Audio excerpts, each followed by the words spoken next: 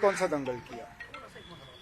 आपने हमसे कोई ऐसा बयान सुना जिसमें कि हमने अपने किसी अलायंस पार्टनर को कहीं सियासी तौर निशाना बनाया हो? हमने तो नहीं किया ना, हम कोई दंगल चाहते हैं।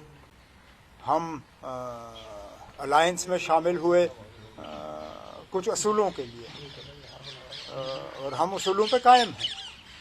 हम कोई दंगल नहीं चाहते। हम चाहते हैं कि मिल बैठ के हम यहाँ इलेक्शन लड़ें और जो 3 सीटें अर्स्टवाइल जम्मू कश्मीर रियासत की बीजेपी के पास हैं, जम्मू, उधमपुर और लद्दाख, उन 3 सीटों पे इंडिया अलायंस की कामयाबी होनी चाहिए। अगर हम रिजिड होते हम 6 की 6 सीटों पे अपने उम्मीदवार खड़े करते, जिस तरह ममता बनर्जी ने किया।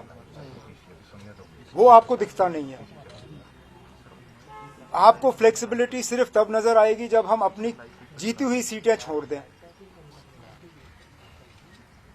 ये हमारे तरफ से फ्लेक्सिबिलिटी है ना। 50% सीटें हम छोड़ रहे हैं। मुझे इंडिया अलायंस का एक और कोई ऐसा रियासत दिखाइए ना जहां पे 50% जो है सीटों पे इस तरह का समझौता हुआ हो।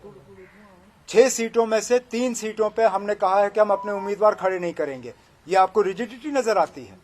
इसमें कहां की रिजिडिटी है?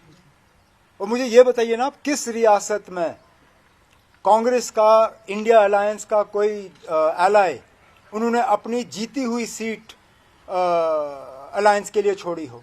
बताइए मुझे।